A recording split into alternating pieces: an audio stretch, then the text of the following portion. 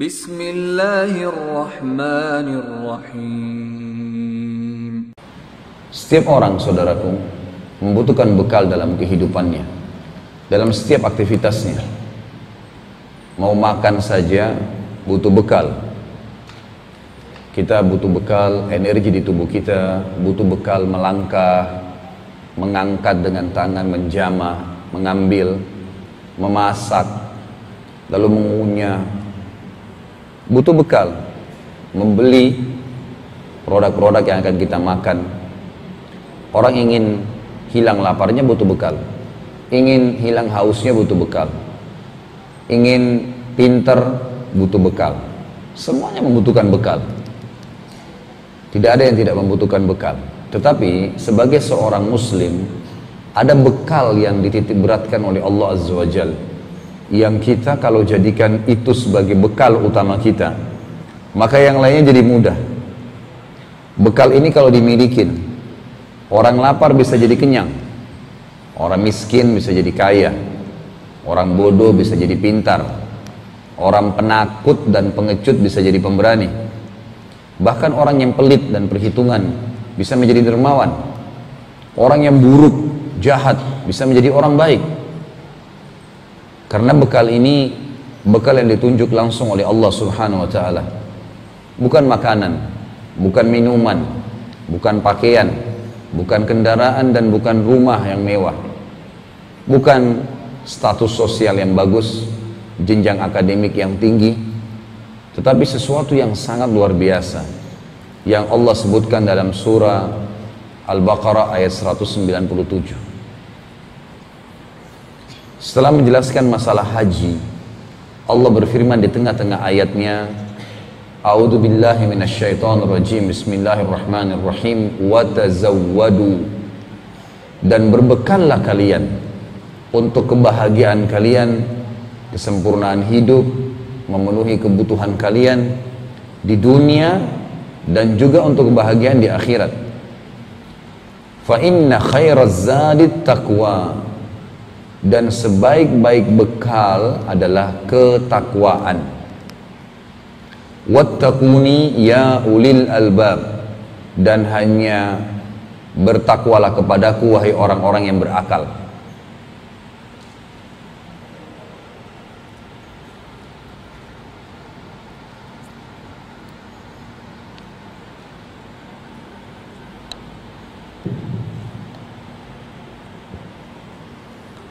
Ayat ini menjelaskan kepada kita tentang perlunya bekal, dan bekal yang ditunjuk adalah ketakwaan. Disimpan dulu ayat ini di benak kita. Sisi yang lain, dari tadi kita sudah pegangi, kita butuh bekal, dan Allah sudah tunjukkan bekal terbaik adalah takwa. Disimpan dulu ayat ini, Al-Baqarah 197. Kita lihat sisi yang lain. Setiap teman-teman sekalian ingin rajin mengerjakan ibadah, kepatuhan kepada Allah, apa saja, sholat, puasa, baca Quran, apa saja, haji, umroh, apa saja ibadah, bentuk-bentuk kepatuhan kepada Allah yang akhirnya membawa kita ke dalam surga. Cara yang terbaik dan paling efektif membuat kita semangat, istiqomah untuk mengerjakannya, itu adalah cara yang paling efektif. Ada poin-poin lain, tapi ini cara efektifnya, mencari tahu janjinya Allah di ibadah itu.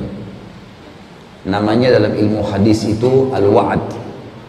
Al-wa'du artinya janji positif Allah di ibadah itu.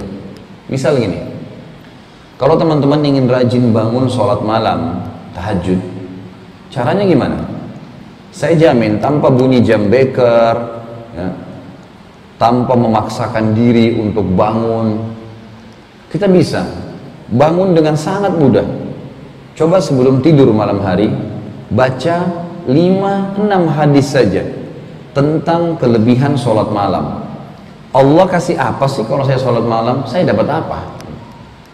Coba tanya itu pada diri kita sendiri, dan kita cari tahu informasinya dari wahyu. Dikasih apa sama Allah orang sholat malam tuh? Dan di dalam agama kita, kita boleh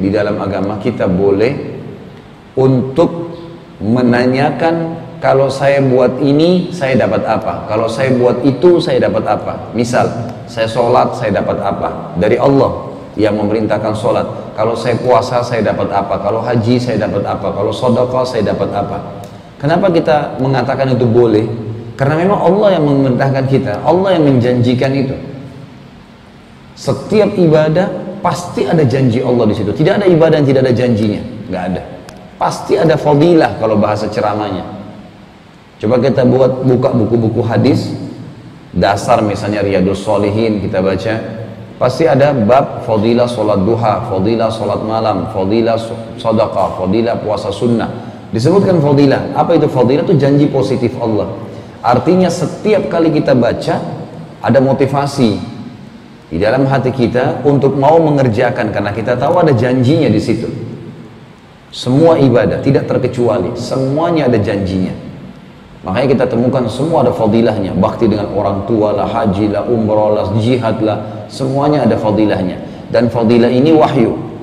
Kalau dibaca, dia akan menyentuh hati. Yang dia sentuh adalah hati. Dan kalau sudah hati yang disentuh sudah lain. Hati ini mahkotanya jiwa.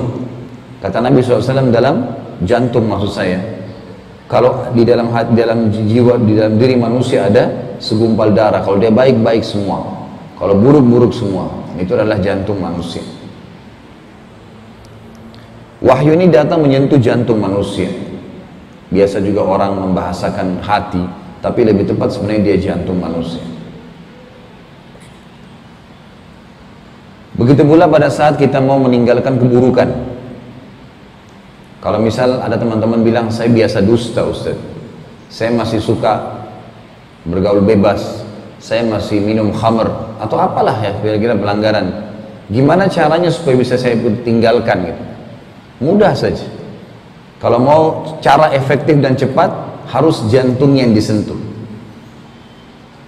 Dan tersentuhnya ini satu-satunya yang paling kita itu adalah wahyu. Cari tahu ancaman Allah di dosa yang sedang kita lakukan. Istilah ilmu hadisnya al-wa'id. Kalau tadi al-wa'ad, janji positif Allah di ibadah yang kita kerjakan. Kalau al-wa'id, ancaman Allah di dosa yang sedang dilakukan. Ini orang dusta diapain tuh? Oh, ada hadis nanti lidahnya akan dipotong, nanti akan diminumkan timah panas, nanti akan begini dan begitu. Orang zina diapain orang berzina itu? Orang riba diapain orang riba itu? Coba baca wahyu, maka insya Allah ya, karena dia menyentuh dari dalam lubuk manusia, maka pasti akan dia berubah. Kita akan khawatir tuh. Maka pengajian seperti ini, pada saat kita mengingatkan, memotivasi sesuatu dengan janji-janji Allah, akan membuat Anda bubar, Anda mau kerjakan. Pada saat diingatkan tentang ancaman pelanggaran, maka Anda akan merasa berat dan akan meninggalkan ya. Nah, itu sementara penyampaian dalam pengajian sama saja dengan dibaca gitu. Jadi ada janji dan ada ancaman. Orang riba diapain? Oh, ternyata ada hadis Nabi berbunyi 1 dirham riba itu lebih berat daripada berzina dengan 36, lebih berat daripada berzina 36 kali. Oh, ternyata berat sekali ya. Terus kita baca ancaman-ancaman Allah di situ, kita akan berhenti. Saya sangat yakin itu. Karena itu terjadi pada Nabi SAW. Masyarakat jahiliyah dulu Mekah, Umar bin Khattab mengatakan, saya pecandu berat minuman keras.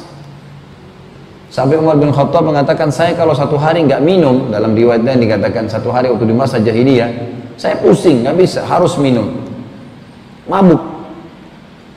Ikut partisipasi menyiksa kaum muslimin sebelum masuk Islam. Tapi bagaimana pada saat wahyu masuk ke dalam lubuk jantungnya, hati Indonesia mengatakan lubuk hatinya, maka secara otomatis berubah total menjadi figur yang sangat dekat dengan Allah. Kalau dulu syaitan menemani dia untuk supaya minum khamar, kenapa sih dari syaitan di masa jahiliyah? Setelah dia masuk Islam, dia kenal iman ya, dalam hatinya sudah masuk wahyu Allah, berubah. Syaitan jadi takut kalau bertemu dengan Umar, berubah semua.